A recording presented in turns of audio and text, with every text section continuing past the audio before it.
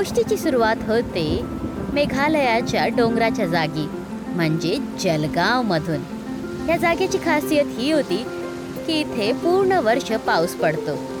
इथली लोक खूपच प्रेमाने शेती करायचे आणि आपल्या मुलांबरोबर सुखी जीवन काढायचे। भाई वाह, या वर्षी पण आपले कामाचे अच्छे दाम मिळालेले। तू बघशील कमला, या वर्षी जेव्हा बिट्टू परत येणार तेव्हा मी त्याला नवीन बाईक खरीदून देणार। नक्कीच, बघा माझा लल्ला खूप खुश होईल। माहित नाही केव्हापासून त्याला एक बाईक हवी होती। खरं बोलली तू। आपला मुलगा बिट्टू खूप समजदार आहे कमला। त्याने आजपर्यंत आपल्याशी काहीही जिद्द केलेली नाही। दिवस रात्र अभ्यास करून त्यांनी स्वतःच्या बलबुत्यावर स्कॉलरशिप हासिल केली आणि शहरात अभ्यास करायला गेला। आज बघ, मी आपल्या कर्जची शेवटची किस्त चुकून जे थोडे बहुत पैसे वाचणार, तर सर्वात आधी मी बिट्टूसाठी बाईक विकत घेणार। हो, ही तर खूपच चांगली गोष्ट आहे।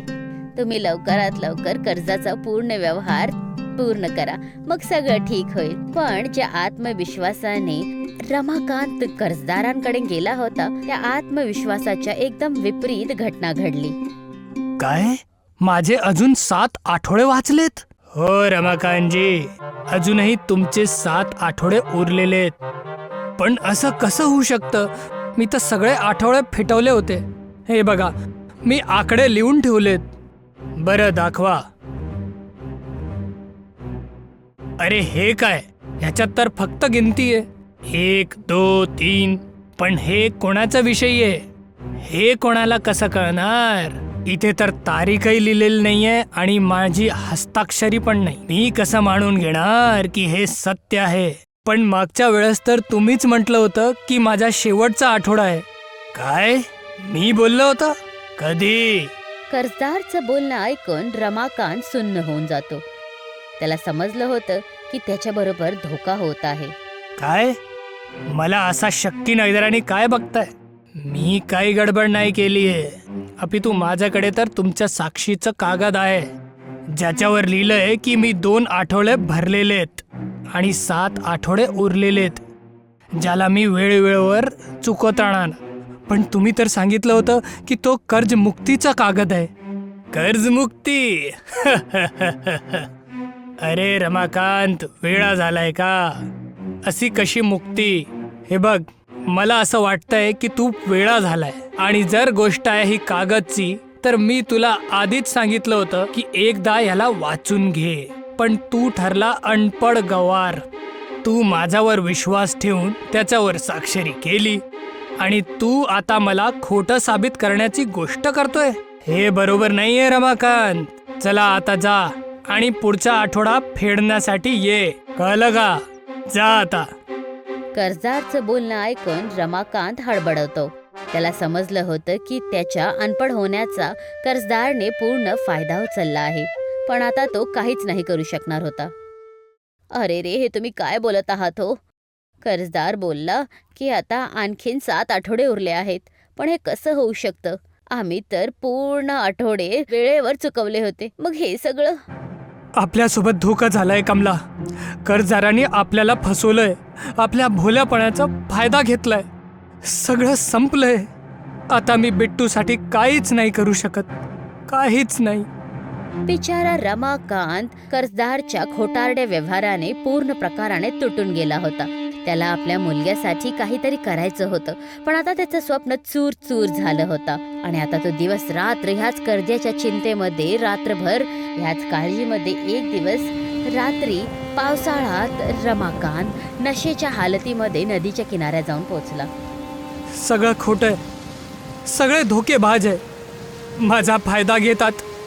मी माझ्या मुलासाठी बाईक घेणार होतो, पण त्या कर्जदारांनी माझं सगळं हिसकून घेतलं, सगळंच। अचानक नदीमध्ये जोरदार पावसामुळे एक जलचक्र निर्मित होतं, जे गोल गोल फिरायला लागतं। अरे हे काय? हे नदीतलं पाणी असं नागिनसारखा का नाचतोय? काही मी काही स्वप्न तर नाही बघत आहे? नाही, तू स्वप्न नाही बघत आहेस। अरे हे काय? ही आवाज कुठनं आली? आता माझे कान पण वाजायला लागलेत। नाही, कान तर वाजत नाहीये, तर मग कोण आहे? तुम्ही जे कोणी आहात माझ्या समोर या, या। तेव्हा पाण्याचा जलचक्र एका फुग्यासारखा फुटला आणि रमाकांतला शुद्धी आली. तो बघतो की त्याच्या समोर एक विशाल नाव उभी होती. अरे हे काय? तुम्ही कोण आहात? मी एक साक्षर परी आहे जी आपल्या जादुई नावच्या स्कूलमध्ये लोकांना शिक्षण देते, ज्याने त्यांचं भला होईल. काय? नावेतली शाळा? हा तर जाऊन त्यांना शिकवा ना. मला कशाला परेशान करता? कारण मला हवंय की तू पण माझ्या ह्या जादुई पोहणाऱ्या स्कूलमध्ये झटपट शिक्षण घेऊ आणि त्या कर्जदाराला चांगला सबक शिकवू. तुला कसं माहिती कर्जदाराचा विषयी? मला सगळं काही माहीत आहे रमाकांत. कसं तुझ्या भोल्यापणचा फायदा त्या कठोर कर्जदारने उचलला. हे बरोबर नाही आहे. तुला त्याला सबक शिकवायलाच हवं. ते तर मी नक्कीच करणार आहे. पण कसं रमाकांत? झगडा करून, मारपीट करून ह्याने काय होईल? काहीच नाही. तो कर्जदार तुला फसवेलच, कारण तुला वाचता आणि लिहिता येत नाही. आज तू मारपीटने त्या कर्जदारकडून छुटकारा पण घेशील, पण उद्या खूप सगळी लोक तुझा फायदा घेऊ शकतात. जर का तुला खरोखरच स्वतःला वाचवायचं आहे तर तुला शिक्षण घ्यावं लागेल. परीचं बोलणं ऐकून रमाकांतला शिक्षणाचा महत्त्व समजतो आणि तो हो बोलतो. ठीक आहे, मी तुमच्या हे पोहणाऱ्या शाळेत शिकायला तयार आहे. ही झाली ना गोष्ट. आता बघ, येणाऱ्या 15 दिवसामध्येच तू कसा बदलून जाशील. चल आत ये. नावामध्ये बनलेल्या स्कूलमध्ये तो आत जातो. तो बघतो की स्कूलच्या भिंत्या अक्षरा आणि गोष्ट्यांनी भरलेल्या होत्या. पुस्तकं वाऱ्यामध्ये पोहत होत्या. पेन्सिल आणि पेन माणसांसारखं बोलत होते. आमच्या हे पोहणारे जादुई शाळेत तुमचं स्वागत आहे रमाकांत. अरे वा, हे तर गजबच शाळा आहे. इथे तर शिकायला मजा येणार. शेवटी रमाकांतने परीवर विश्वास ठेवून आपलं शिक्षण सुरू केलं आणि गजबच झालं. रमाकांतला शिक्षण आवडायला लागलं. तो रोज नदीच्या किनाऱ्या जायचं, स्कूलमध्ये शिक्षण घ्यायचा आणि त्याला शिक्षणाशी इतकं प्रेम झालं होतं की तो झोपेत पण शिक्षण ग्रहण करत होता. आसमानाचा समानार्थी शब्द आहे आकाश. जलचा समानार्थी शब्द आहे पाणी. अरे हे काय बोलत आहात? झोपेत, पाणी, आकाश हे सगळं काय बोलत आहात? ठीक तर आहात ना तुम्ही? रमाकांतच्या डोक्यावर चढलेला हा शिक्षणाचा भूत सगळ्यांना चकित करत होता. शेवटी 15 दिवस झाले होते आणि जादुई पोहणाऱ्या स्कूलच्या परीक्षेमध्ये रमाकांत चांगल्या नंबराने पास झाला. रमाकांत, तू करून दाखवलास. तू सगळं काही शिकलास. आता बघ तुला भविष्यामध्ये या ज्ञानचा कसा लाभ होतो. हे सगळं तुझ्यामुळे झालं. चल आता आपला सफर इथेच संपतो. तुला माहित आहे ना तुला उद्या काय करायचंय? हो. रमाकांतने परीक्षा तर पास केली होती. प्रत्येक गोष्टीचं ज्ञान होतं. दुसऱ्या दिवशी त्याने उपभोक्ता फोरममध्ये आपल्याबरोबर झालेल्या धोक्याची शिकायत केली. जाच केल्यानंतर कर्जदारला पोलिसने पकडलं आणि रमाकांतला कर्जमधून मुक्ती मिळाली.